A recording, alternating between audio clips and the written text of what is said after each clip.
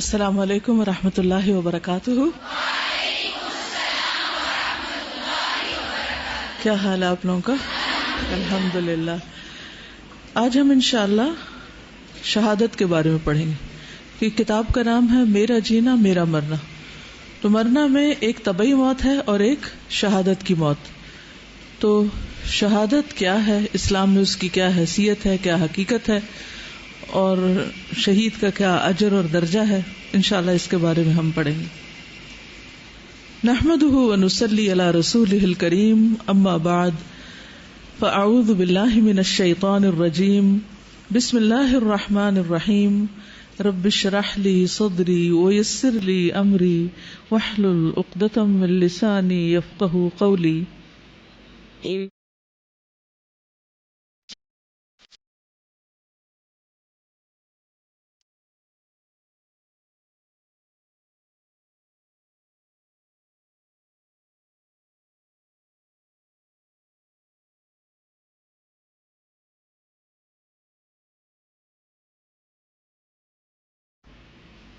بے شک میری نماز اور میری قربانی، میرا جینا اور میرا مرنا اللہ رب العالمین کے لیے، اس کا کوئی شریک نہیں۔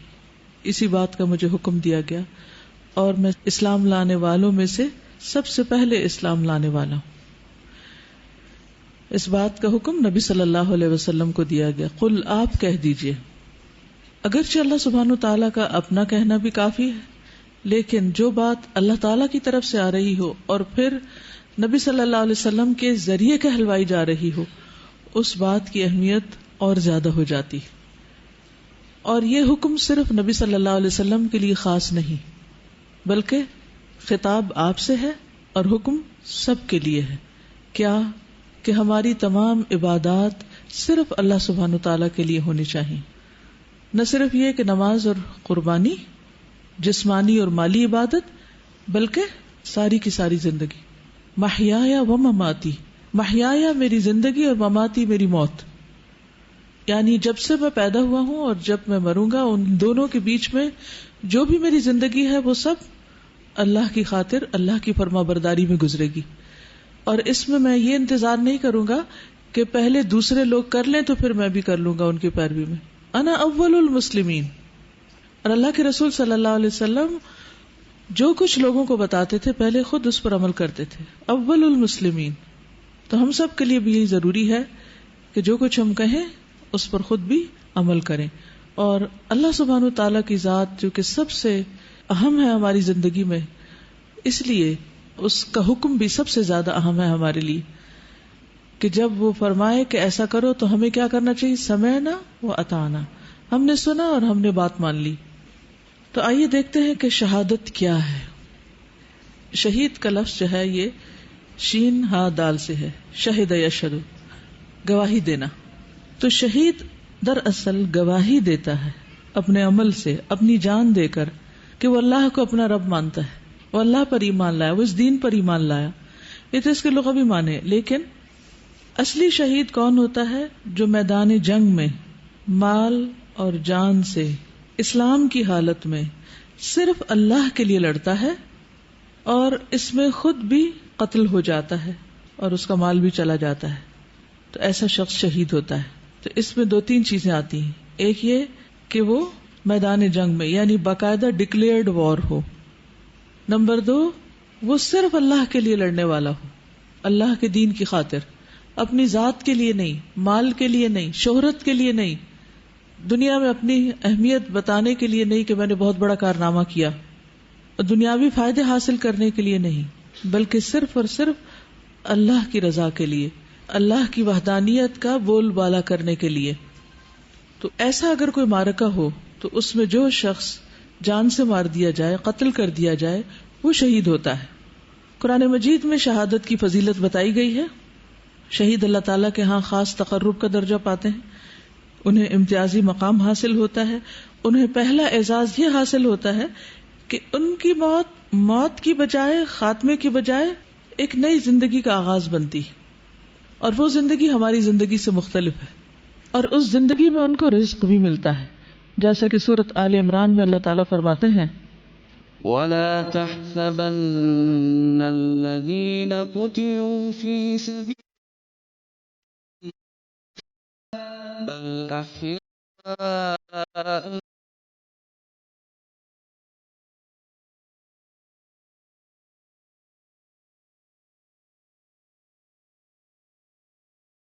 الله من فضله ويستبشرون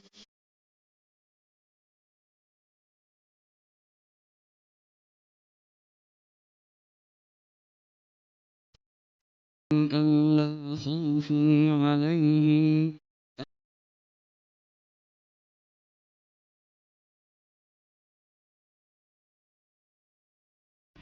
اور جو لوگ اللہ کی راہ میں قتل کر دیے گئے انہیں مردہ مت سمجھو، بلکہ وہ زندہ ہیں، اپنے رب کے پاس رزق دیے جاتے ہیں، اللہ کے دیے ہوئے فضل پر خوش ہیں۔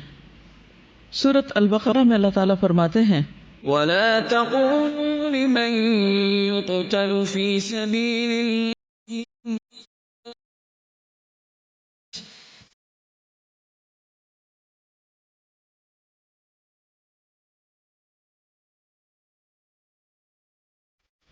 اور اللہ کی راہ میں قتل ہونے والوں کو مردہ نہ کہو، بلکہ وہ زندہ ہیں، لیکن تم ایسی زندگی کا شعور نہیں رکھتے، یعنی ان کی زندگی اس زندگی سے مختلف ہے جو میں اور آپ گزار رہے ہیں، اور ہمیں امید ہے کہ وہ اس سے کہیں زیادہ بہتر ہے۔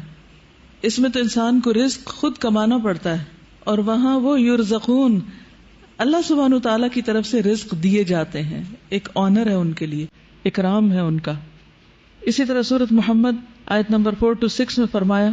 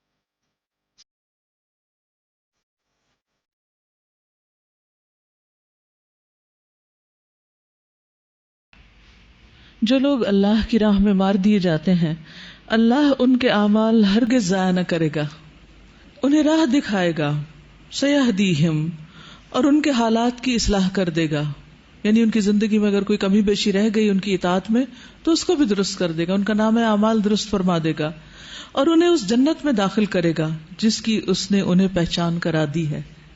تو یہ سب آیات دراصل شہید کے خصوصی مقام اور مرتبے کو واضح کرتی ہیں۔ آپ دیکھیے کہ دنیا میں بھی جب آپ کسی کے لیے کوئی کام کرتے ہیں، کسی کے ساتھ اچھا کرتے ہیں، کسی کو عزت دیتے ہیں، کسی کا شکریہ ادا کرتے ہیں، کسی کی بات مانتے ہیں، تو جواباً آپ کو کیا ملتا ہے، کیا ہوتا ہے؟ عمومی طور پر ایکسیپشنل کیسز میں ہر طرح کے لوگ ہوتے ہیں، لیکن عمومی طور پر جب آپ کسی کا شکریہ ادا کرتے ہیں تو جواباً آپ کو بھی اکنالجمنٹ ملتی ہے، اور اگر آپ کسی کو کچھ دیتے ہیں تو جواباً آپ کو بھی کچھ ملتا ہے، اگر آپ کسی کی بات مانتے ہیں تو جواباً آپ کی بھی بات مانی جاتی ہے۔ تو یہ تو عام انسانوں کے ساتھ معاملے پر انسان کو زندگی میں اتنا کچھ مل جاتا ہے، تو اگر معاملہ بندوں کے ساتھ نہ ہو، اللہ سبحانہ وتعالیٰ کے ساتھ ہو، اور پھر اللہ سبحانہ وتعالیٰ کو انسان اپنی سب سے قیمتی چیز جس کا بدل کچھ اور ہے ہی نہیں، مال کا بھی بدل ہوتا ہے، باقی چیزوں کا بھی، لیکن جان کا بدل کچھ نہیں، کہ اگر آپ ایک دفعہ دے دیں تو آپ کو کوئی اور لوٹا نہیں سکتا۔ تو جب آپ وہ اللہ سبحانہ وتعالیٰ کو خوش کرنے کے لیے دے دیتے ہیں تو پھر جس ہستی کے ساتھ، جس عظیم ذات، جس عظیم رب کے ساتھ آپ معاملہ کرتے ہیں، وہ اس کا بدلہ کس شکل میں دے گا اور کتنا بڑا دے گا اور کیسا دے گا، یہ حقیقت میں اللہ سبحانہ وتعالیٰ ہی جانتا ہے، جو اسی کے شایان شان ہے۔ تو اس لیے کوئی بھی شخص جب اللہ تعالیٰ کے ساتھ اچھا معاملہ کرتا ہے تو کبھی بھی نامراد اور محروم نہیں رہتا، اب یہ ڈپینڈ کرتا ہے کہ آپ کے اپنے اندر کتنا اخلاص ہے، آپ اس کے لیے کوئی کام کتنا کر رہے ہیں. شہادت تو ایک بہت اعلیٰ درجہ اور مقام ہے، لیکن عام روزمرہ زندگی میں بھی جب آپ اچھے کام کرتے ہیں اور اللہ کے لیے کرتے ہیں تو اس میں بھی ہر شخص کے اخلاص کے مطابق اس کا اجر ہوتا ہے. مثلا اس وقت آپ کلاس میں سب اکٹھے بیٹھے ہوئے ہیں، کون کس نیت سے آ کے بیٹھا ہے اور یہاں سے اٹھنے کے بعد اس کو اللہ کے ہاں کیا ملے گا، یہ ڈپینڈ کرتا ہے کہ آپ کی سوچ کیا ہے، آپ کی نیت کیا ہے، آپ کا شوق کیا ہے، آپ کی توجہ کتنی ہے اللہ کی بات کی طرف. اس کے مطابق آپ سے معاملہ کیا جائے گا، اس کے مطابق آپ کو درجہ ملے گا. بظاہر دو شخص نماز پڑھ رہے ہوتے ہیں، دیکھنے میں دونوں کی حرکات برابر کی، لیکن دونوں کا مقام فرق ہے اللہ کی نگاہ میں. یہ فرق کس بنا پر ہے؟ ظاہر کی بنا پر یا کسی اور چیز پر؟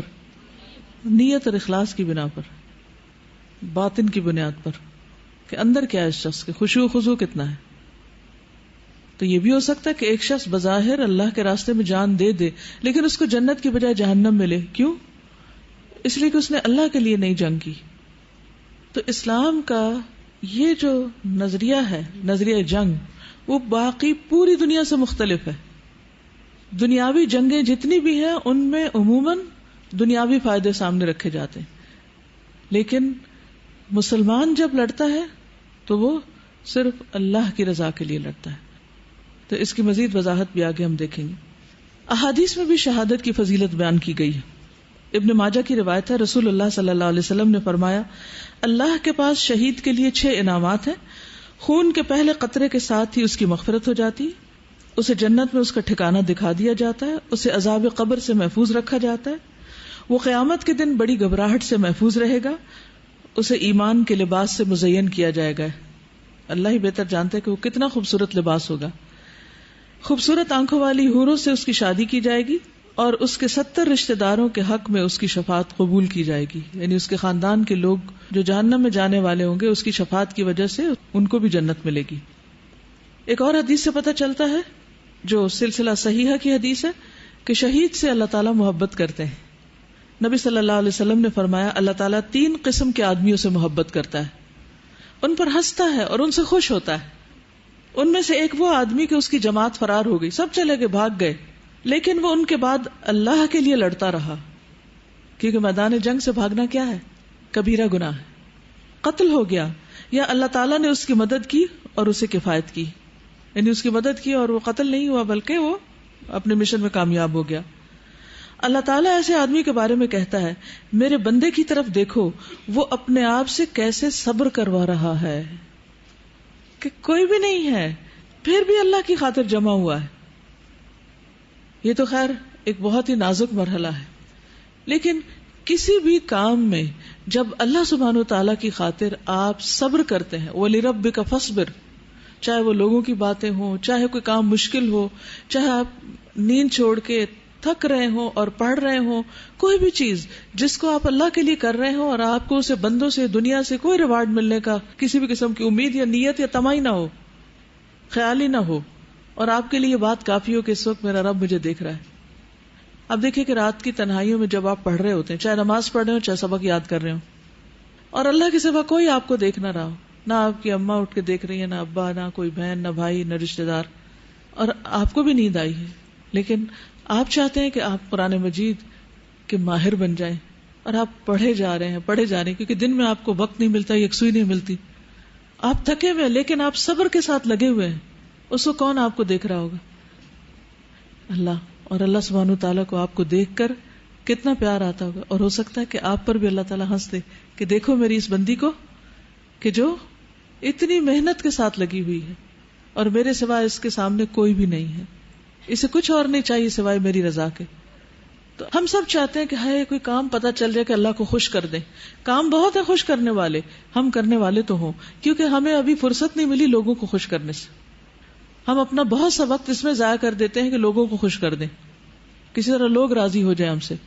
لیکن اگر ہم سب کی توجہ اس پر ہو جائے کہ اللہ ہم سے راضی ہو جائے تو آپ کو معلوم ہے پھر کیا ہوگا. ان الذین آمنوا وعملوا الصالحات سیجعل لهم الرحمن ودا، بے شک وہ لوگ جو ایمان لائے اور انہوں نے اچھے کام کیے، ان قریب رحمان ان کے لیے دلوں میں محبت پیدا کر دے گا. پھر اس بات کے پیچھے بھاگنے کی ضرورت نہیں ہوگی کہ آپ لوگوں کو خوش کر دیں کسی طرح. اللہ تعالیٰ خود ہی ان کے دل میں ڈال دے گا. جب آپ کی نیت کیا ہوگی؟ اللہ کو راضی کرنا. اللہ سبحانہ وتعالیٰ شہید کو توجہ دیتے ہیں خاص. سنن نبی داؤد کی روایت ہے، رسول اللہ صلی اللہ علیہ وسلم نے فرمایا، ہمارے رب کو اس بندے پر بڑا تعجب ہے جو اللہ کی راہ میں جہاد کے لیے نکلے اور اس کے ساتھ ہی بھاگ نکلے، مگر اس بندے کو گناہ کا احساس ہو تو وہ قتال کے لیے واپس لوٹ آئے حتیٰ کہ اس کا خون بہا دیا جائے. تو اللہ تعالیٰ اپنے فرشتوں سے کہتا ہے، دیکھو میرے بندے کی طرف، میرے ہاں ثواب کی رغبت میں اور میری پکڑ کے ڈر سے واپس لوٹ آیا حتیٰ کہ اس کا خون بہا دیا گیا. یعنی خصوصی توجہ اس کی طرف اور اس کا ذکر فرشتوں کے سامنے، یعنی ایک طرح سے فرشتوں کے سامنے اس پر فخر کرتے ہیں کہ دیکھو میرے اس بندے کو جسے صرف میرے ڈر نے اس جگہ روکا اور یہ اپنی جگہ چھوڑ کے بھاگا نہیں.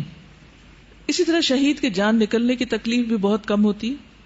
مسند احمد کی روایت ہے، رسول اللہ صلی اللہ علیہ وسلم نے فرمایا، شہید قتل کی صرف اتنی تکلیف محسوس کرتا ہے جتنی تم میں سے کسی کو چیونٹی کے کاٹنے سے ہوتی. آج کل چیونٹیاں بہت نکلی ہیں نا برسات میں، کہیں نہ کہیں کاٹ جاتی ہیں. کبھی کسی کو کاٹا؟ کس کو ایکسپیرینس ہے چیونٹی کاٹنے کا؟ اوکے، سب کو ہی ہے. نیکسٹ ٹائم جب چیونٹی کاٹے تو اس وقت یہ حدیث یاد کریں.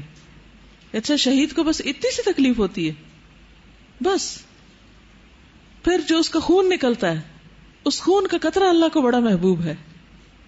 نبی صلی اللہ علیہ وسلم نے فرمایا، اللہ کے نزدیک 2 قطروں اور 2 نشانوں سے زیادہ کوئی چیز محبوب نہیں. ایک وہ قطرہ جو اللہ کے خوف سے آنسو بن کر نکلے، یعنی اللہ کے ڈر سے آپ رو دیں. ہم روتے ہیں، ماں باپ کو یاد کر کے روتے ہیں، دوستوں کو یاد کر کے، مائیں بچوں کو یاد کر کے رو پڑتی ہیں، اچھے کھانے یاد کر کے گھر کے ہاسٹل میں رو پڑتے ہیں، کمپنی مس کرتے ہیں، اپنے ماحول کو، اپنے ٹھنڈے ٹھنڈے ملکوں کو اور شہروں کو اور بہت ساری چیزوں کو، پھر رونے لگ جاتے ہیں ہم کدھر آ گئے. لیکن ہم سب اپنے آپ سے پوچھیں، کیا واقعی اللہ کے لیے بھی کبھی ایسے ہی بے ساختہ رو دیے کہ اللہ کو یاد کر کے یا اللہ سے ڈر کے یا اللہ کی یاد میں یا اللہ کی محبت میں؟ تو اگر لوگوں کے لیے روتے ہوئے آپ نہریں بھی بہا دیں نا تو کوئی فائدہ نہیں، لوگ تو دیکھیں گے بھی نہیں. بعض لوگ تو اور خوش ہوں گے کہ اچھا آپ روئیں. جس کو آپ سے ویسے محبت نہیں، کیا آپ کے رونے سے اس کو آپ سے محبت ہو جائے گی؟ نہیں ہوئے گی. تو آنسو بڑی قیمتی چیز ہیں، اگر ان کو بہانا ہی ہے تو اللہ کی یاد میں بہائیں. اور جو اللہ کی یاد میں بہائے گا، ایک قطرہ بھی اس کا ٹپکے گا، وہ اللہ کو بے حد محبوب ہوگا. لیکن عموماً لوگ جو نماز میں بھی روتے ہیں یا قرآن کی مجلس میں یا کسی دینی مجلس میں، تو اس میں بھی بہت سخت چیک رکھنے کی ضرورت ہے اپنے اوپر کہ اس وقت جو میں رو رہی ہوں کہیں اس میں ریاکاری تو نہیں، لوگوں کو دکھانے کے لیے تو نہیں رو رہی میں کہ لوگ مجھ سے امپریس ہو جائیں کہ میں بہت اللہ والی ہوں. کیونکہ اس وقت اپنی نیت کا حال سوائے اپنے یا اللہ کے کسی کو معلوم نہیں ہوتا. تو اسی لیے ایک تابعی کہتے ہیں، شاید سفیان ابن عیینہ یا سفیان الثوری ہیں، وہ کہتے ہیں کہ اللہ کی راہ میں بہائے جانے والے بہت سے آنسو ریاکاری پر مبنی ہوتے ہیں. ان کے کوٹ کا خلاصہ یہ، حقیقی طور پر اللہ کی یاد نہیں ہوتی، اس میں بھی دکھاوا ہوتا ہے. تو ان آنسوؤں کو کوئی فائدہ نہیں، جو چاہے آپ قرآن پڑھ کے ہی رو رہے ہو لیکن لوگوں کو دکھانے کے لیے رو رہے ہوں. تو اللہ کی خاطر تنہائی میں روئیے جب کوئی نہ دیکھ رہا ہو، کسی کو پتہ نہ چلے. دوسرا وہ خون کا قطرہ جو اللہ کی راہ میں بہے. اور 2 نشان، یعنی 2 قطرے اور 2 نشان کی بات ہوئی تھی نا. اور 2 نشان تو ایک اس زخم کا نشان ہے جو اللہ کے راستے میں لگے، اور اللہ کے فرائض میں سے کسی فرض کو پورا کرنے میں لگنے والا نشان. وہ کون سا ہے؟ نماز کے جو اعضاء ہیں نا، جیسے گھٹنے ہیں، گھٹنے بھی کالے کالے ہو جاتے ہیں، پیشانی پہ لگ جاتا ہے، پاؤں کے ٹخنے پہ جو صحیح طور پر جو لوگ پاؤں رکھتے ہیں زمین پر، ان کے وہاں پر نشان پڑ جاتا ہے. تو یہ نشان بھی اللہ کو بڑے پیارے ہیں. اچھا، لوگوں کو ان نشانوں سے، کئی لوگ سجدہ ڈھنگ کا نہیں کرتے کہ ماتھا کالا ہو جائے گا یا نشان لگ جائے گا. لوگوں کو شاید پسند نہ ہو کہ اچھا یہ کیا ہے اس کے ماتھے پہ نشان لگا ہوا ہے، کیونکہ ہم کیا چاہتے ہیں؟ اسپاٹ لیس فیس. لیکن اللہ سبحانہ وتعالیٰ کا کون سا ماتھا پسند ہے؟ اسپاٹ والا، جو اللہ کی خاطر لگاؤ. اسی طرح یہ ہے کہ ایک معمولی انسان جس کی دنیا میں کوئی خاص قدر و قیمت نہ ہو، شہادت کے بعد وہ بھی اللہ کا بہت معزز اور مکرم اور بہت اہم انسان بن جاتا ہے. ابن عمر کہتے ہیں کہ نبی صلی اللہ علیہ وسلم اپنے صحابہ کے ساتھ تھے جو غزوہ کا ارادہ رکھتے تھے، یعنی اکٹھے جا رہے تھے، کہ ایک اعرابی کے خیمے کے پاس سے گزرے، یعنی راستے میں مل گیا وہ. تو اعرابی نے خیمے کا کونا اٹھا کر دیکھا، کہنے لگا آپ کون لوگ ہیں؟ کہا گیا رسول اللہ صلی اللہ علیہ وسلم اور ان کے صحابہ ہیں جو غزوہ کا ارادہ رکھتے ہیں، یعنی اللہ کی خاطر جنگ کرنے کے لیے جا رہے ہیں.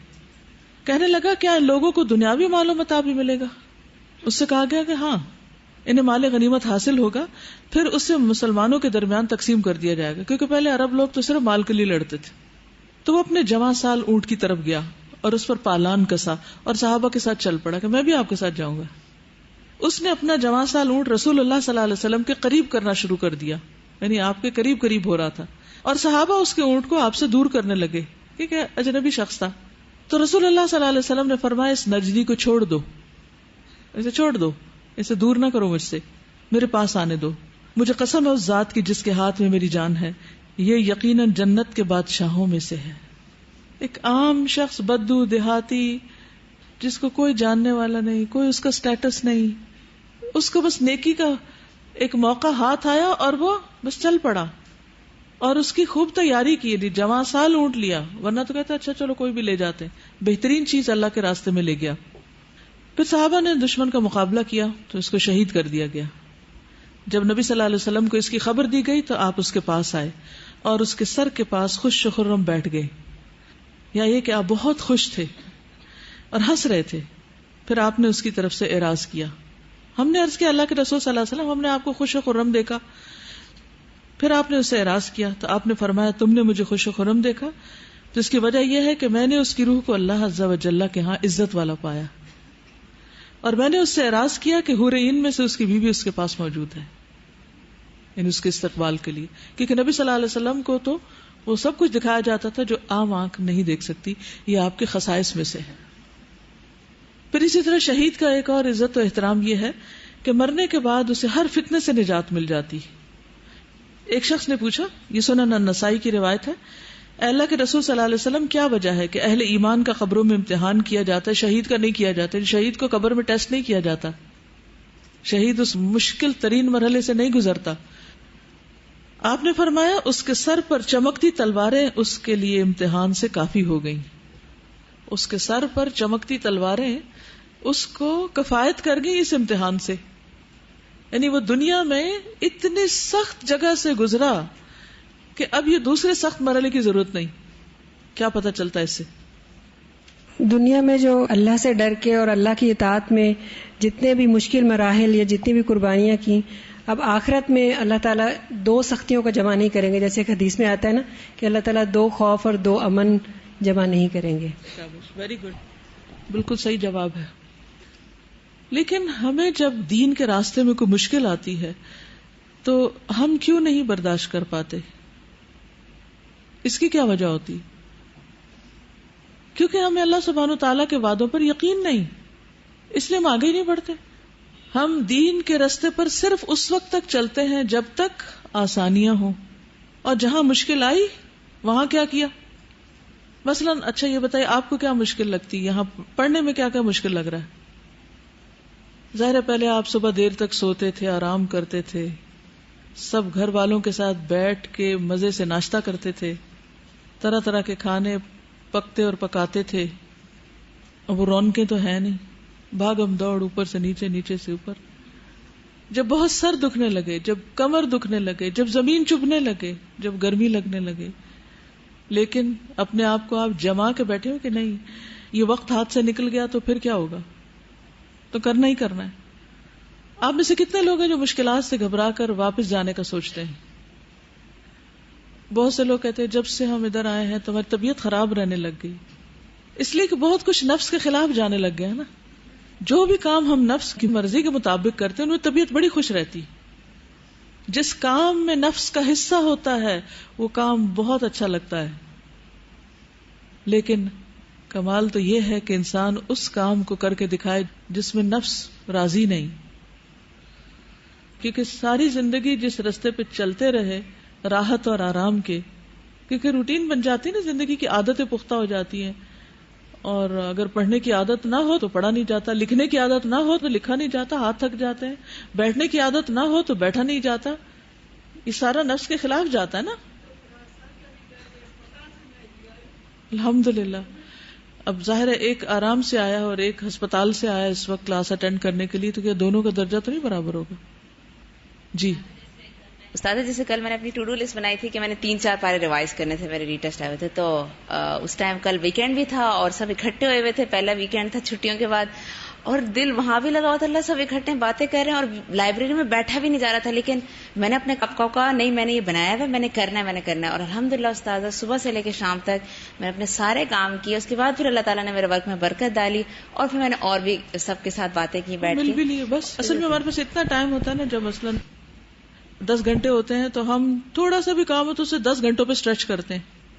لیکن اگر ہم نے اپنا ٹائم بلاک کیا ہو، یہ وقت اس کام کے لیے، اس کے لیے، اس کے لیے، اور یہاں پر میں باقی کام کر لوں گی، تو اللہ تعالیٰ اسے برکت ڈال دیتا ہے. کامیاب اور ناکام لوگوں کی زندگی میں یہی فرق ہوتا ہے. تو یہ کامیاب ہے نا شہید، کیونکہ نفس کو مارنا پڑتا ہے نا، اپنے گھر بار، بچے، بزنس، تجارت، پکی ہوئی فصلیں، کیا کچھ چھوڑ کے صحابہ جاتے تھے. آسان تھا نکلنا. تو آپ اپنے آپ سے اپنا انالیسس کر سکتے ہیں کہ وہ کون سا کام ہے جس میں میرا نفس نہیں راضی، میرا دل نہیں لگتا، پھر بھی کرتی ہوں کہ اللہ کی مرضی، اللہ کو خوش کرنا ہے. کم از کم کوئی ایک کام تو زندگی میں ضرور ایسا رکھیے. ہوتا پتہ کیا ہے، کچھ کام شروع میں مشکل لگتے ہیں، پھر کرتے کرتے آسان ہو جاتے ہیں، پھر تیسرا مرحلہ آتا ہے ہم ان کو انجوائے کرنے لگتے ہیں. اب کیا کریں، جب کسی ایک مشکل کام کو انجوائے کرنے لگے نا تو نفس آ گیا بیچ میں، آ گیا، شامل ہو گیا بیچ میں. اب کیا کریں، ایک اور چیلنج لے لیں، کوئی اور کسی کام میں ہاتھ ڈال لیں کہ جو نفس کے خلاف ہو. پھر اس میں کرتے کرتے کرتے جب دیکھیں کہ نفس یہاں بھی راضی ہو گیا، ایک اور مشکل چیلنج لے لیا کریں. کیونکہ دنیا کی یہ زندگی بہت قیمتی ہے. جیسے ابھی بات ہوئی نا، حدیث کوٹ ہوئی کہ 2 خوف اور 2 امن اکٹھے نہیں ہوں گے. اگر دنیا میں کسی پر اللہ کے راستے میں خوف گزرا ہے تو وہ قیامت کے دن امن میں رہے گا. ٹھیک ہے نا. تو اگر آپ خبر میں امن سے رہنا چاہتے ہیں تو یہاں مشکلات سے گزر جائیں. یہ نہیں کہ جان بوجھ کے اپنے آپ کو ایک آسان رستہ اور ایک مشکل تو مشکل پہ چل پڑے. نہیں، وہ تو نبی صلی اللہ علیہ وسلم کی سنت یہ تھی کہ آسان رستے پر ہی چلتے تھے. اس کا مطلب یہ ہے کہ جو کام کرنا ہم پر فرض ہے، کرنا چاہیے، اور ہم نہیں کر رہے صرف لاپرواہی کی وجہ سے. مثلا قرآن مجید کا صحیح پڑھنا ہم پر فرض لازم ہے یا نہیں؟ سب اگری کرتے ہیں اس سے؟ کون نہیں اگری کرتا اس سے کہ کوئی ضروری نہیں ہے، جیسا بھی پڑھ لو ٹھیک ہے. لیکن کچھ لوگ صرف اس وجہ سے ٹھیک نہیں پڑھ پاتے کہ وہ غفلت اور لاپرواہی برتتے ہیں، حالانکہ وہ کر سکتے ہیں مگر ان کو مشکل لگتا ہے اور وہ مشکل میں پڑھنا نہیں چاہتے. ان کا نفس ان کو کھینچ کے ایسی چیزوں کی طرف لے جاتا ہے جہاں بہت مزہ آ رہا ہوتا ہے. تو ہر وقت ہم مزے کی تلاش میں نہ رہیں. اگر جنت کے مزے چاہیے تو یہاں کے مزے کٹ کرنے پڑیں گے. اچھا، شہید کا جو لباس ہے اس کے بارے میں بھی ایک حدیث میں آتا ہے، اور یہ ترغیب و ترہیب کی حدیث ہے، صحیح حدیث ہے، کہ اسے 100 عمدہ اور نئے لباس پہنائے جاتے ہیں. اگر انہیں 2 انگلیوں کے درمیان رکھ دیا جائے تو وہ ان میں سما جائیں. یعنی 100 لیئرز ہیں، لیکن وہ ایسی نرم اور باریک اور خوبصورت لیئرز ہیں کہ ان سب کی جو طے ہے اس کو ان 2 انگلیوں کے بیچ میں آپ لے سکتے ہیں. فرل والے کپڑے کبھی دیکھے ہیں، پہنے ہیں؟ فرلز لگی ہوئی، اور پھر لیئرز پہ لیئرز لگا کے جو کپڑے بنائے جاتے ہیں ڈفرنٹ لیئرز کے ساتھ، ڈفرنٹ ڈیزائنز کے ساتھ، کتنے خوبصورت ہوتے ہیں.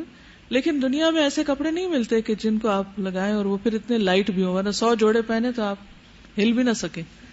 تو شہیدوں کو جو 100 لیئرز پہنائی جاتی ہیں وہ اتنی سافٹ اور نرم اور اتنی خوبصورت ہوتی ہیں کہ 2 انگلیوں کے بیچ میں آ جائے. شہید کی زندگی کے بارے میں آتا ہے، صحیح مسلم کی روایت ہے، نبی صلی اللہ علیہ وسلم نے فرمایا، شہداء کی روحیں سبز پرندوں کے پیٹ میں ہوتی ہیں. ان کے لیے ایسی قندیلیں ہیں جو عرش کے ساتھ لٹکی ہوئی، اور وہ روحیں جنت میں جہاں چاہتی ہیں پھرتی رہتی ہیں، پھر انہی قندیلوں میں واپس آ جاتی ہیں. جیسے بڑے بڑے شینڈلیئرز ہوتے ہیں نا، تو پرندوں کی شکل میں گھوم پھر رہے، پھر آ کے واپس اپنے ٹھکانے پہ بسے رہے، جب تک چاہیں گھومے پھریں، جب چاہیں واپس آ جائیں. پرندوں کے لیے کوئی پابندی ہے کہ 1 گھنٹے کے لیے چھٹی ہے واپس آؤ، بس بریک ٹائم آدھا گھنٹہ ہے واپس آؤ؟ ان کے لیے نہیں ہے ایسا کچھ. ایک پرندہ صبح نکلتا ہے، کب واپس جاتا ہے؟ گھوم پھر کے شام کو جاتا ہے ریسٹ کرنے.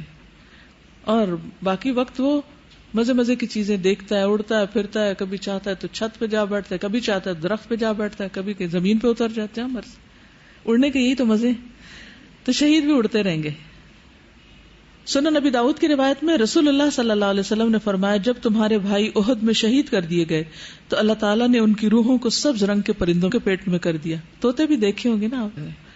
جنت کی نہروں پہ آتے ہیں، وہاں کے پھل کھاتے ہیں، پھر سونے کی قندیلوں میں لوٹ جاتے ہیں جو عرش کے سائے میں لٹک رہی ہیں. جب انہوں نے وہاں کے کھانے اور پینے اور آرام اور راحت کے مزے دیکھے، اتنا کچھ، تو کہا کون ہے جو ہمارا یہ پیغام ہمارے بھائیوں تک پہنچا دے کہ ہم جنت میں زندہ ہیں. جب وہاں سے ٹیکسٹ تو کر نہیں سکتے تھے، پکچر تو بھیج نہیں سکتے تھے، تو پھر انہوں نے کیا چاہا کہ ان کے پیچھے جو ان کے بھائی ہیں ان کو بھی خوشی میں شریک کیا جائے، بتایا جائے ہم کہاں پہنچ گئے. ہمیں رزق دیا جاتا ہے تاکہ وہ جہاد سے بے رغبت نہ ہو جائیں اور لڑائی میں بزدلی نہ دکھائیں. چنانچہ اللہ تعالیٰ نے آیت نازل کی وَلَا تَحْسَبَنَّ الَّذِينَ قُتِلُوا فِي سَبِيلِ اللَّهِ أَمْوَاتًا. وہ لوگ جو اللہ کی راہ میں قتل ہوئے ان کے بارے میں یہ خیال ہرگز نہ کرو کہ وہ مردہ ہیں، بلکہ وہ زندہ ہیں، اپنے رب کے پاس رزق دیے جاتے ہیں، ان کی مہمانی ہوتی. پھر سبز خیموں میں بھی ان کا قیام ہوتا ہے. مسند احمد کی روایت ہے رسول اللہ صلی اللہ علیہ وسلم نے فرمایا شہداء جنت کے دروازے پر موجود ایک نہر کے کنارے پر سبز رنگ کے خیمے میں رہتے ہیں جہاں صبح و شام جنت سے ان کے پاس رزق پہنچتا ہے. وہ واپس آنے کی بھی تمنا کرتے ہیں لیکن پھر شہید ہونے کے لیے. نبی صلی اللہ علیہ وسلم نے فرمایا جنت میں داخل ہونے والوں کو زمین پر جو کچھ ہے اگر وہ سب بھی دے دیا جائے تو پھر بھی وہ اس دنیا میں نہیں آنا چاہیں گے سوائے شہید کے. وہ اس عزت اور اکرام کی بنا پر جو اسے ملا وہ تمنا کرے گا کہ وہ دنیا میں پھر واپس جائے اور 10 بار اسی طرح اللہ کی راہ میں مارا جائے، پھر جائے، پھر مارا جائے، پھر آئے، پھر جائے، پھر مارا جائے، پھر آئے. یعنی اس آنر اور اکرام اور عزت اور ان نعمتوں کی وجہ سے جو اس کو قیامت کے دن سے پہلے ہی جب جنت میں جائیں گے لوگ، یعنی اصل جنت میں، اس سے پہلے ہی ان کو عرش الہی کے سائے تلے وہ سب کچھ مل رہا ہے. اب دیکھیے کہ اس وقت دنیا حاصل کرنے کے لیے کیسی کیسی کوششیں کرتے ہیں. مثلاً اگر آپ یہ چاہیں کہ بحریہ ٹاؤن میں گھر خرید لیں تو کیا کرنا پڑے گا، کتنا کام کرنا پڑے گا، کتنی محنت کرنی پڑے گی. نارملی آدمیوں کا یہ ہوتا ہے نا کہ ہم لوگ اپنی وائفس کو مطلب ایسا گھر لے کے دیں، ایسے پھر ان کا پورا ریسٹ جو ہے وہ بالکل ایک طرف ہوتا ہے. رات کو انہیں پوری اٹینشن دینی ہوتی ہے ٹورڈز دیئر بزنس اور then they can achieve something, otherwise not. Double jobs کرتے ہیں، کئی بزنس کرتے ہیں تاکہ وہ زمین پر جنت کا ایک ٹکڑا لے سکے. اب اس کو کمپیئر کیجئے عام مرنے والا جب وہ جنت میں جائے گا اور اسے کہا جائے گا اچھا زمین میں جو کچھ ہے سب لے لو، تمہارے نام کر دیتے ہیں، پوری زمین تمہیں لکھ دیتے ہیں، وہ پھر بھی نہیں آنا چاہے گا. کوئی ضرورت نہیں ان گھروں کی اور دنیا کی نعمتوں کی. لیکن ہمیں یقین نہیں نا، اس لیے ہم دنیا کے لیے تو بہت محنت کرتے ہیں، بھاگ دوڑ بھی کرتے ہیں، لیکن جنت کے لیے اس شوق اور اس یقین کے ساتھ نہیں کرتے کہ واقعی اللہ کا راستہ اور اس پر مجھے محنت کرنی. اگر ہم کرنے والے ہوں تو ہمارے حالات یہ نہ ہوں، بہت آگے چلے جائیں. کل ہمارے بچے گئے ہوئے تھے مری، تو واپس آ کے میں نے پوچھا کہ کیسا رہا، کہتے بہت اچھا، لیکن ایک انسیڈنٹ سے دل میں بہت زیادہ تکلیف ہے کہ ابھی ہم کیا کر رہے ہیں. میں نے کہا کیا ہوا؟ کہتے وہاں ایک 10 سال کا بچہ تھا، تو ہم چل رہے تھے تو وہ ہمارے ساتھ لگ گیا کہ مجھے کچھ دو. تو کہتے ہماری جیب میں بڑے نوٹ تھے، چھوٹا نہیں تھا اور بچہ چھوٹا تھا. تو خیر ایک کے پاس کچھ نکل آیا، تو اس نے پوچھا تمہارا نام کیا؟ تو اس نے اپنا نام بتایا. اس نے کہا اچھا تمہیں نماز آتی؟ پہلے پوچھا سورۃ فاتحہ آتی؟ کہتے ہاں آتی. کہا سناؤ. تو کہنے لگا اعوذ باللہ من الشیطان الرجیم. اس نے کہا اور آگے کیا؟ اس سے آگے کیا؟ کچھ نہیں آتا. پھر کہا نماز آتی؟ کہتے ہاں. کہا سناؤ. اشہد ان لا الہ الا اللہ و اشہد ان محمدا عبدہ و رسولہ. کہا آگے؟ کہتے بس یہی ہے نا. خیر اور گفتگو ہوتی رہی. پھر کہا کہ تمہیں پتا کہ ہمیں مرنے کے بعد اللہ کو جواب دینا ہے؟ کہتے ہاں وہ میری امی بتاتی ہیں کہ اللہ سانو تندور چ سٹے گا. تنور چ سٹے گا پنجابی میں بول رہی ہوں، یعنی اللہ تعالیٰ جہنم میں پھینکے گا. بس اللہ تعالیٰ کیا کرے گا، کون ہے وہ، بس اتنا پتا تھا اس کو. آپ دیکھیے کہ کتنے مدرسے ہیں، کتنے لوگ دین کا کام کر رہے ہیں، لیکن ان تک کوئی ابھی تک کیوں نہیں پہنچ سکا؟ کیا وجہ ہے؟ کیا وجہ ہے؟ اگر آپ میں سے جتنے لوگ صرف یہاں بیٹھے ہوئے اگر صرف ایسے 10 بچوں کو پڑھا دیں کہ جنہیں کچھ نہیں آتا، صرف ایسے 10 بچوں کو، تو کوئی جاہل نہ رہے. اور ہمارے آس پاس ہمارے سروینٹس کے بچے، ہماری گلی میں بچے، ہمارے کون سی جگہ ایسی ہے کہ جہاں ایسے بچے نہ ہوں؟ ہر جگہ ہیں، ہر جگہ. لیکن ہمارے جو معیار ہیں اپنے اور ان کے لیے، وہ ہمیں کچھ نہیں کرنے دے رہے. ہمارے بچوں کے ایک دن کا جو کینٹین کا خرچہ ہے وہ ان کے مہینے کی فیس ہو سکتی. خود نہیں پڑھا سکتے، انہیں کسی اسکول میں داخل کرا دیں، انہیں اسپانسر کر دیں. کون بتائے گا ان کو؟ پتہ ہی نہیں کہاں سے آئے، کہاں جانا. کس قدر تکلیف دہ صورتحال ہے نا. اور کہیں بھی آپ چلے، کسی سیر و تفریح کے مقام پہ چلے جائیں، جو بچے بھی اتنے بے شمار ٹورسٹ سے ملتے ہیں، اگر ہر ٹورسٹ بھی ان کو ایک چھوٹی چھوٹی چیز سکھا دے تو کتنی تبدیلی ہو سکتی. یہ جہالت ایسے نہیں ختم ہوگی. اس کے لیے باقاعدہ ہمیں ایک جہاد کرنا پڑے گا، محنت کرنی پڑے گی، تکلیف اٹھانی پڑے گی، اور ہم میں سے ہر ایک کو کرنا پڑے گا، جس کے بھی دائیں بائیں آگے پیچھے کوئی بھی ہے. ہم کہتے ہیں ہمیں سمجھ نہیں آتی ہم کیا کام کریں، ہم کون سا کام کریں، کوئی ہماری ٹریننگ کر دے، کوئی ہمیں کچھ سکھا دے. بھئی آپ سب کو نماز آتی ہے نا اپنے پڑھنے کے لیے؟ اتنا تو آپ سکھا ہی سکتے ہیں نا. پھر جو خود کو آتا وہ تو دے ہی سکتے ہیں نا. قل هو اللہ تو آتا ہے نا آپ کو، وہی سکھا سکتے ہیں آپ دوسرے کو. لیکن ہمارا دھیان ہی نہیں، کیونکہ اس میں نفس کو تکلیف ہے نا. ہم دین میں بھی وہ کام کرنا چاہتے ہیں جس میں نفس کو راحت ہے، جس کو کر کے مزہ آتا ہے. تو پھر اجر بھی اتنا ہی ہوگا نا. جو مزہ چاہیے وہ مزہ مل جاتا ہے اور بات ختم. پھر اسی طرح شہداء کا قیامت کے دن بھی خاص مقام ہوگا. ابو ہریرہ سے روایت ہے، اور یہ صحیح ترغیب و ترہیب کی روایت ہے. وہ نبی صلی اللہ علیہ وسلم سے روایت کرتے ہیں کہ آپ صلی اللہ علیہ وسلم نے جبریل علیہ السلام سے اس آیت کے بارے میں پوچھا کہ جب سور پھونکا جائے گا تو آسمان اور زمین میں جو بھی موجود ہے سب بے ہوش ہو جائیں گے. قرآن مجید میں آتا نا الا من شاء اللہ، مگر جن کو اللہ چاہے گا. تو وہ کون لوگ ہیں جن کے متعلق اللہ تعالیٰ نہیں چاہے گا کہ وہ بے ہوش ہوں؟ انہوں نے فرمایا کہ وہ اللہ کے شہید بندے ہیں. پھر اللہ تعالیٰ قیامت کے دن ان کو دیکھ کر ہنسیں گے، خوش ہو جائیں گے. رسول اللہ صلی اللہ علیہ وسلم نے فرمایا اللہ تعالیٰ کے ہاں قیامت کے دن افضل جہاد ان لوگوں کا ہوگا جو پہلی صف میں دشمن کا مقابلہ کرتے ہیں اور پیچھے نہیں پلٹ کے دیکھتے، پیچھے کو متوجہ نہیں ہوتے، مڑ کے نہیں دیکھتے، بیک آؤٹ نہیں کرتے، حتیٰ کہ وہ شہید ہو جاتے ہیں. یہی وہ لوگ ہیں جو جنت کے اعلیٰ بالا خانوں میں داخل ہوں گے. ان کی طرف تیرا رب دیکھتا ہے، اور تیرا رب جب کسی قوم پر ہنس دے تو ان کا کوئی حساب نہیں ہوتا. یعنی جس سے اللہ تعالیٰ خوش ہو جائے اور اسے دیکھ کر ہنس پڑے تو پھر اس کا حساب نہیں، وہ بے حساب جنت میں داخل ہو جائے. پھر سب سے پہلے بلا حساب جنت میں جائیں گے. عبداللہ ابن عمر بیان کرتے ہیں کہ رسول اللہ صلی اللہ علیہ وسلم نے فرمایا کیا تم میری امت کی اس جماعت کو جانتے ہو جو جنت میں سب سے پہلے داخل ہوگی؟ میں نے کہا اللہ اور اس کا رسول ہی بہتر جانتے ہیں. آپ نے فرمایا وہ جماعت مہاجرین کی ہے، وہ روز قیامت جنت کے دروازے پر آ کر دروازے کھولنے کا مطالبہ کریں گے. وہ پہنچ جائیں گے اور کہیں گے کہ دروازہ کھولو. ان سے پوچھا جائے گا تمہارا حساب کتاب ہو گیا؟ وہ کہیں گے کس بات پر ہم سے حساب کتاب لیا جائے گا؟ ہم نے کیا حساب دینا ہے؟ مرتے دم تک اللہ تعالیٰ کے راستے میں ہماری تلواریں ہمارے کندھوں پر رہیں.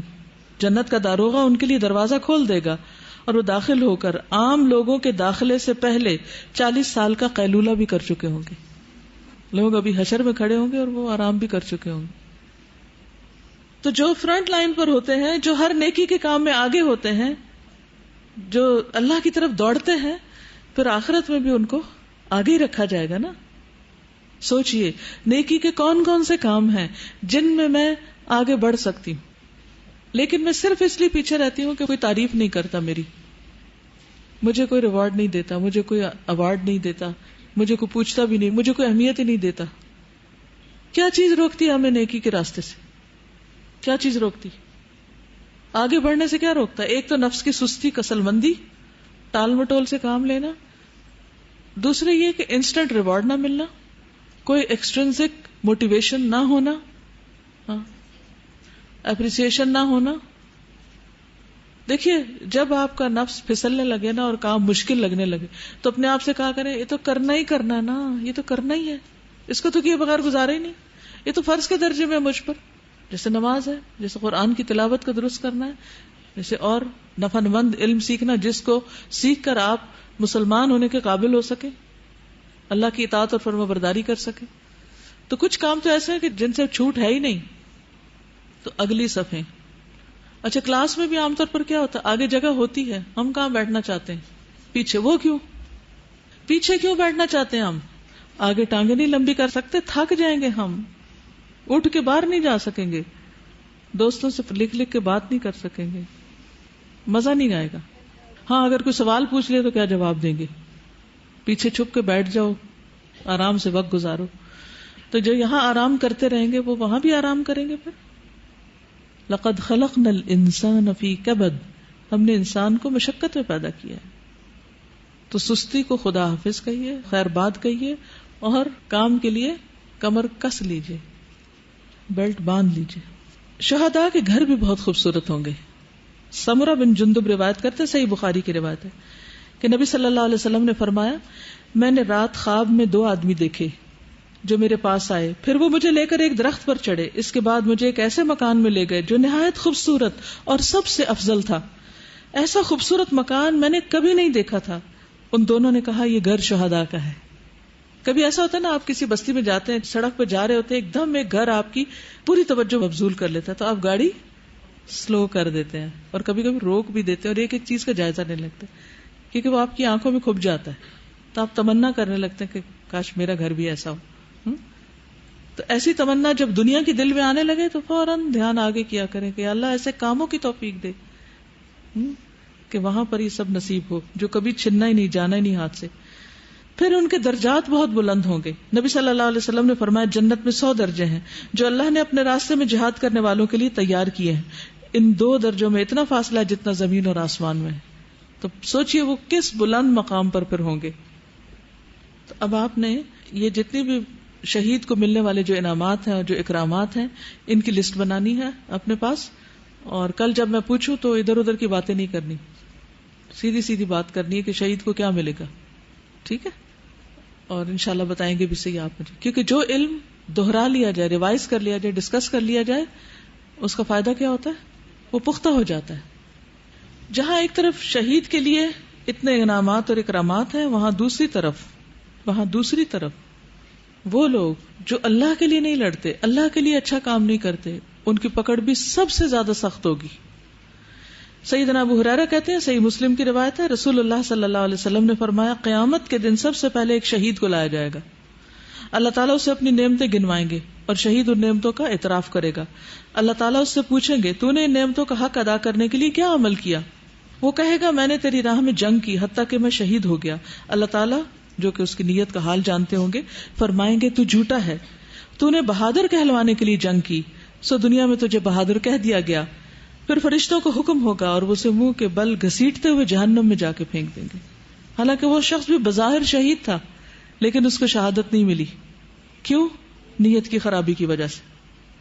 ابو موسیٰ کہتے ہیں کہ ایک دیہاتی نبی صلی اللہ علیہ وسلم کی خدمت میں حاضر ہوا اور عرض کیا، یا رسول اللہ صلی اللہ علیہ وسلم، ایک آدمی تو مال غنیمت کے لیے لڑتا ہے، ایک اس لیے لڑتا ہے کہ اس کا چرچا ہو، شہرت ہو، ایک لڑتا ہے کہ اس کا مقام پہچانا جائے.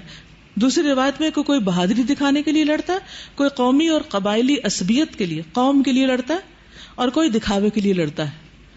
اور ایک روایت میں کہ کوئی شخص ذاتی غصے کے پیش نظر لڑتا ہے، جیسے حضرت علی رضی اللہ تعالیٰ عنہ نے جب ایک مشرک کو لٹا دیا اور اس کو مارنے کے قریب تھے تو منہ پہ تھوک دیا، تو آپ فوراً اس کے اوپر سے اتر آئے کہ اب میرا غصہ شامل ہو گیا، بیچ میں میری ذات بیچ میں آ گئی. تو انہوں نے اس کو چھوڑ دیا کہ پھر میرا یہ عمل تو قبول ہی نہیں ہوگا. تو ایک شخص جو ذاتی غصے کے لیے لڑتا ہے، اس کے کچھ گرجز ہیں کسی قوم کے خلاف، بس پوچھا کہ ان میں سے کون اللہ کے راستے میں لڑنے والا ہے؟ تو رسول اللہ صلی اللہ علیہ وسلم نے فرمایا، جو شخص اس لیے لڑتا ہے کہ اللہ کا کلمہ بلند ہو، وہی شخص اللہ کی راہ میں لڑنے والا ہے، اسی کی شہادت قبول ہے.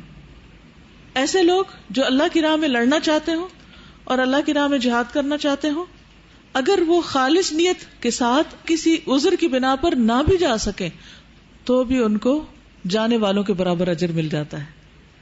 اور سچا مومن جو ہوتا ہے وہ شہادت کی موت کے لیے دل سے تمنا رکھتا ہے کہ اللہ ہم بھی شہید ہو. جب سارے فضائل پتہ چلتے ہیں تو انسان اپنے لیے دعا کرتا ہے کہ اللہ پھر ہمیں بھی کوئی موقع دے یا ہمارے لیے بھی کوئی ایسی چیز لکھ دے.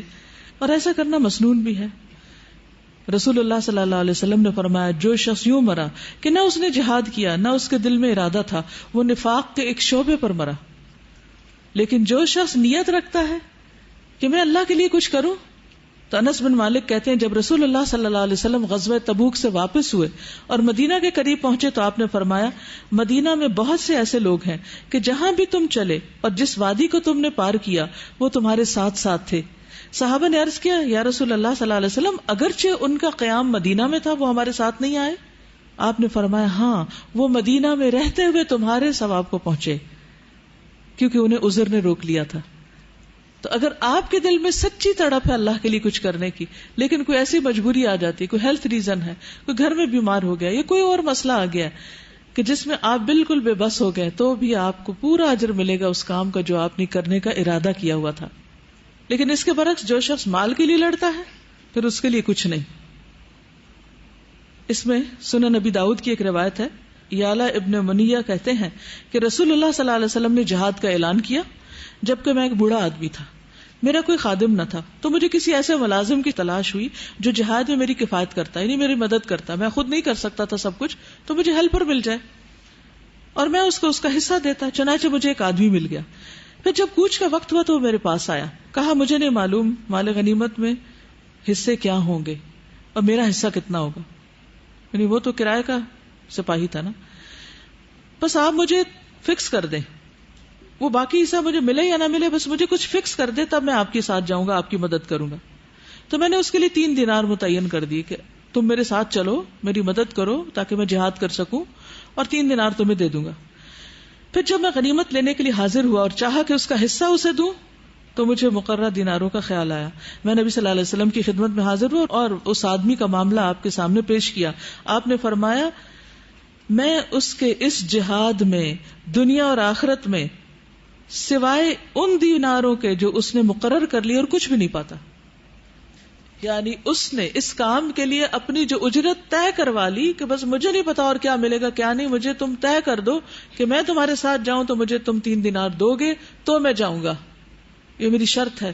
تو اس کو بس وہی ملے گا اور کچھ بھی نہیں, حالانکہ وہ بھی دوسروں کے ساتھ برابر کا سب کچھ کرتا رہا. اس سے کیا پتا چلتا ہے تازہ جب ہم اللہ تعالیٰ کے لیے اللہ کی خاطر کہیں نکلے کام کے لیے تو پھر اس کے اندر اجرت فکس کر لینا اور پھر صرف اسی کے اوپر ہی رہنا اور فوکس رکھنا کہ ہمیں اتنا مل رہا ہے یا نہیں مل رہا, کیوں نہیں مل رہا, وہ پھر یہ ہے کہ پھر ہماری نیت دوسری طرف جا رہی ہے نا. بالکل, یعنی ہم کام پہ فوکس نہیں ہے, ہم اس چیز کے اوپر فوکسڈ ہیں. بالکل. اسی طرح قرآن مجید کی تعلیم ہے یا کوئی بھی دین کا کام ہے تو اس کے لیے مطالبہ نہیں کرنا چاہیے. حضرت عمر رضی اللہ تعالیٰ عنہ نے قرآن کے پیڈ ٹیچرز مقرر کیے تھے, وہ سیلری لے سکتے ہیں قرآن کے ٹیچرز, لیکن وہ اس کا مطالبہ نہیں کر سکتے کہ میری اتنی کر دی جائے اور اتنی بڑھا دی جائے اور اتنی ہوگی تو کام کروں گی ورنہ نہیں کام کریں گے, یہ ملے گا تو فلاں مہم پہ جائیں گے ورنہ نہیں جائیں گے. یہ نہیں ہونا چاہیے. جو بھی اللہ کی طرف سے آئے اسی میں برکت ہو جائے گی اگر آپ ہرس اور لالچ کے بغیر لیں گے. لیکن بلیو میں اگر آپ کو لاکھوں میں مل جائے نا اور آپ لالچ سے لے رہے ہیں تو لاکھ میں بھی کوئی برکت نہیں, آپ کا دل فقیر ہی رہے گا پھر بھی. لیکن جو شخص اس چیز سے بے نیاز ہو کر اللہ کے لیے آگے بڑھتا ہے تو اللہ سبحانہ وتعالیٰ اس کی ضرورتیں غیب سے پوری کرتا ہے. وَمَن يَتَوَكَّلْ عَلَى اللَّهِ فَهُوَ حَسْبُهُ, اس پر یقین ہونا چاہیے. جو اللہ پہ توکل کرتا ہے اللہ اس کے لیے کافی ہو جاتا ہے. پھر اسی طرح جو لوگ قومیت کے لیے لڑتے ہیں, عصبیت کے لیے لڑتے ہیں, کنبے قبیلے کے لیے لڑتے ہیں, تو نبی صلی اللہ علیہ وسلم نے فرمایا جو شخص نامعلوم جھنڈے کے نیچے لڑے, عصبیت کے لیے غصہ کرے یا عصبیت کی دعوت دے یعنی قوم کے لیے یا مدد کرے, اگر وہ قتل ہو جائے تو یہ جاہلیت کی موت ہے, اور ایک روایت میں وہ میری امت میں سے نہیں. پھر اسی طرح منافق کو جہاد فائدہ نہیں دیتا. اگر دل میں نفاق ہے, یعنی نمازوں میں سستی ہے, صدقہ خیرات کرنے میں سستی ہے, اور بظاہر کوئی ایسی مہم نظر آئی کہ جس میں جا کے کوئی دنیا کا فائدہ بھی ہو جائے اور انسان چل پڑے کہ چلو 4 پیسے ہی مل جائیں گے, فارغ بیٹھنے سے بہتر ہے کچھ کر لیتے ہیں, کوئی آمدنی کا ذریعہ بن جائے گا. تو اگر دل میں چور ہے اور خالص اللہ کے لیے نہیں, کچھ نہیں ملے گا. صحیح ترغیب و ترہیب کی روایت ہے, رسول اللہ صلی اللہ علیہ وسلم نے فرمایا مقتول 3 قسم کے. ایک وہ مومن شخص جس نے اللہ کے راستے میں جان اور مال سے جہاد کیا, یہاں تک کہ جب اس نے دشمن کا سامنا کیا اس سے لڑائی کی اور مارا گیا تو وہ شہید ہے, جس کو اللہ کی جنت کے لیے چن لیا گیا اور یہ اس کے عرش کے سائے تلے ہوگا. نبیوں کا درجہ اس سے صرف نبوت کے درجے کی وجہ سے زیادہ ہوگا, یعنی نبیوں کے بعد فوراً اس کا درجہ ہوگا. دوسرے وہ شخص جو اپنے نفس پر گناہوں اور خطاؤں کی وجہ سے خائف تھا، بہت ڈر تھا اس کو اپنے گناہوں کا، اس نے اپنے مال اور جان کے ساتھ جہاد کیا، یہاں تک کہ جب اس نے دشمن کا سامنا کیا تو لڑائی کی اور مارا گیا، اس کی لڑائی کفارہ ہو گئی، اس لڑائی نے اس کے گناہوں اور خطاؤں کو مٹا دیا، کیونکہ تلوار گناہوں کو مٹانے والی ہے، تو یہ شخص جنت کے جس دروازے سے چاہے گا داخل ہوگا، کیونکہ جنت کے 8 دروازے ہیں اور جہنم کے 7 دروازے ہیں، اور بعض سے افضل ہیں، یعنی جنت کے دروازے بعض سے زیادہ بڑے ہیں۔ تو پہلا وہ ہے جو نیک تھا اور اللہ کے راستے میں نکلا تو اس کا درجہ تو بہت ہی بلند ہے۔ دوسرا یہ کہ ویسے گناہگار تھا لیکن اللہ کے راستے میں نکلا تو اس کے گناہ معاف ہو جائیں گے۔ اور تیسرا وہ منافق جس نے اپنے مال اور جان سے جہاد کیا، یہاں تک کہ جب اس نے دشمن کا سامنا کیا اور اللہ کے راستے میں لڑائی کی تو مارا گیا، تو یہ جہنم میں جائے گا، کیونکہ تلوار نفاق نہیں مٹاتی، تلوار سے منافقت نہیں جاتی، جتنا بڑا مرضی کام کر لیں۔ تو سنسیئرٹی جو ہے وہ بہت ضروری ہے۔ الدین و النصیحہ، دین سراسر اخلاص کا نام ہے، سنسیئرٹی سے ہے۔ پھر اسی طرح شہادت کی دعا بھی کرنی چاہیے، اور یہ مستحب ہے۔ حضرت عمر دعا کیا کرتے تھے، اللہم ارزقنی شہادتا فی سبیلک واجعل موتی فی بلد رسولک، اے اللہ مجھے اپنے راستے میں شہادت دے اور میری موت آپ کے رسول کے شہر میں ہو۔ نبی صلی اللہ علیہ وسلم نے فرمایا، جو سچے دل سے شہادت کی دعا مانگتا ہے اللہ تعالیٰ اس کو شہداء کے مرتبوں پر پہنچا دیں گے، اگرچہ اسے موت اپنے بستر پہ آئے۔ اب آپ دیکھیے کہ عورتوں پر تو ایسا جہاد ہے بھی نہیں، وہ پہلی صف میں کھڑی بھی نہیں ہو سکتی، پھر اگر کوئی جنگ ہو بھی تو ان کو پیچھے رہ کے مدد کرنی ہوتی، وہ آگے فرنٹ لائن پہ نہیں جاتی، تو پھر اس کا مطلب یہ تو سارے ریوارڈ صرف مردوں کے لیے ہیں۔ ایسا شخص کیا کرے؟ ایک مرتبہ حضرت عائشہ نے پوچھا تھا کہ جہاد تو مردوں کے لیے، عورتیں کیا کریں؟ تو آپ نے فرمایا، جہاد کن الحج، حج تمہارا جہاد ہے، کیونکہ اس میں بھی بڑی قربانیاں کرنی پڑتی، بہت مشکل سفر ہے، چاہے آج کے دور میں جتنی بھی سہولتیں، پھر بھی مشکلات ہوتی کئی قسم کی، تو جو لوگ اس میں صبر کرتے ہیں اور اپنے احرام کا خیال رکھتے ہیں، اس کو اکرام دیتے ہیں، تو ایسے لوگ پھر واقعی جہاد کر کے ہی لوٹتے ہیں۔ تو اللہ سبحانہ و تعالیٰ آپ کو اپنے راستے میں کوئی بھی کام کرنے کی، کوئی بھی محنت کرنے کی، مثلا طالب علم جو اللہ کے راستے میں نکلتا ہے، اس کے قلم کی سیاہی شہید کے خون سے بھی زیادہ اللہ کو عزیز ہے، یہ کام بھی چھوٹا نہیں ہے۔ تو اصل چیز کیا کہ اللہ میری جان تو اپنے لیے لے لے، بس میری جان کسی اور کام کے لیے استعمال نہ، تیرے لیے ہو بس۔ جو سچے دل سے یہ دعا کرے گا، چاہے بستر پر ہی مرے، اس کو مقام مل جائے گا، وہ نیت کے ساتھ، جیسے پیچھے جنگ تبوک میں پیچھے رہنے والے جو عذر کے ساتھ رہے تھے ان کو مقام ملا تھا۔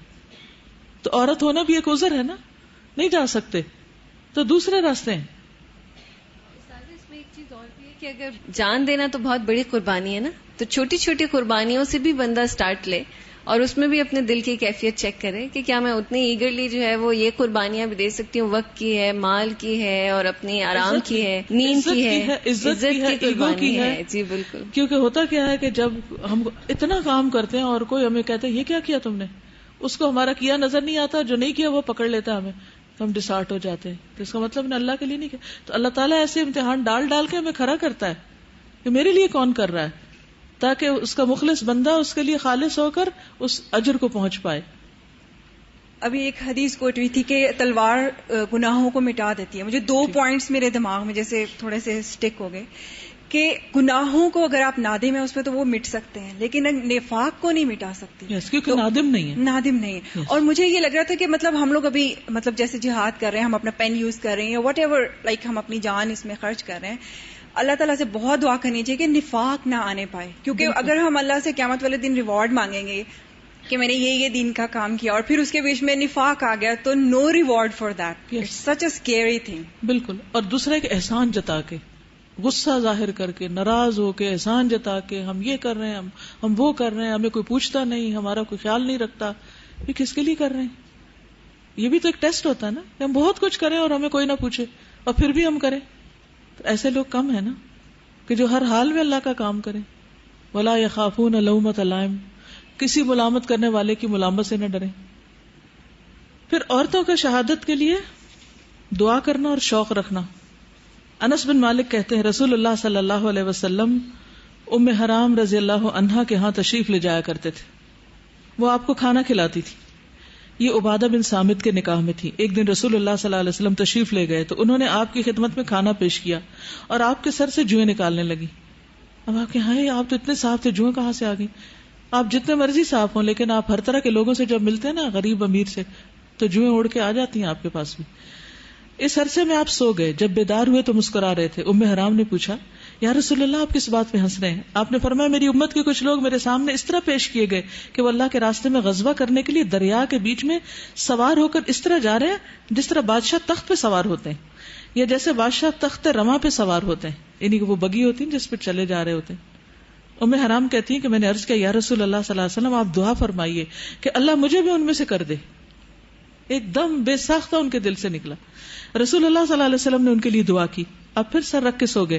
اس مرتبہ بھی بیدار ہوئے تو مسکرا رہے تھے. میں نے پوچھا اللہ کے رسول آپ کس بات میں ہنس رہے ہیں؟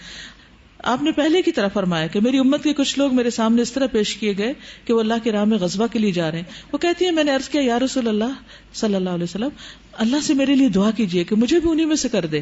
آپ نے فرمایا تم پہلی فوج میں شامل ہوگی. یعنی ایک دفعہ نہیں کئی دفعہ ایسی ایکسپیڈیشنز ہوگی جو بحری راستے میں جہاد کرے گی. چنانچہ معاویہ رضی اللہ عنہ کے زمانے میں ام حرام نے بحری سفر کیا. پھر جب سمندر سے باہر آئی تو ان کی سواری نے انہیں نیچے گرا دیا اور اسی حادثے میں فوت ہو گئی. کسی دشمن نے ان کو نہیں مارا, وہ گھوڑے سے گر کے مر گئی. تو ان کی دعا پوری ہو گئی کیونکہ ان کی طلب سچی تھی کہ ہمیں اللہ کے راستے میں موت آئے. ہماری بھی طلب سچی ہونی چاہیے کہ اللہ کے راستے میں موت ہے, اطاعت میں موت ہے, اللہ کا کام کرتے ہوئے موت آئے. پھر اسی طرح یہ ہے کہ انسان آرزو ضرور کرے لیکن مومن لڑنے میں پہل نہ کرے. ہاں دشمن سے مٹ بھیڑ ہو جائے تو شہادت کی آرزو رکھتے ہوئے مقابلے پہ جم جائے. ٹھیک ہے. رسول اللہ صلی اللہ علیہ وسلم نے اپنے بعض ایسے دنوں میں جب آپ کا مقابلہ دشمنوں سے ہوا انتظار فرمایا یہاں تک کہ سورج ڈھل گیا. یعنی آپ نے پہلے نہیں جنگ چھیڑی. پھر آپ نے لوگوں کو کھڑے ہو کر خطبہ دیا. فرمایا اے لوگو دشمن سے لڑنے کی آرزو مت کرو, اللہ سے عافیت کا سوال کرو, لیکن جب تمہارا ان سے مقابلہ ہو جائے تو پھر ثابت قدم رہو. جان لو کہ جنت تلواروں کی چھاؤں میں ہے. پھر یوں دعا فرمائی اللہم منزل الکتاب ومجری السحاب وہازم الاحزاب اہزمہم وانصرنا علیہم. اے اللہ کتاب نازل کرنے والے, بادلوں کو چلانے والے, دشمن کے لشکروں کو شکست دینے والے, ان کو شکست دے دیجئے اور ان کے مقابلے میں ہماری مدد کیجئے. یہ سب وہی کر سکتا ہے جس کے اندر آخرت کو دنیا پر ترجیح دینے کا خیال ہو. تو انشاءاللہ آج کے لیے اتنا ہی کافی ہے. سبحانک اللہم و بحمدک اشہد ان لا الہ الا انت استغفرک و اتوب الیک.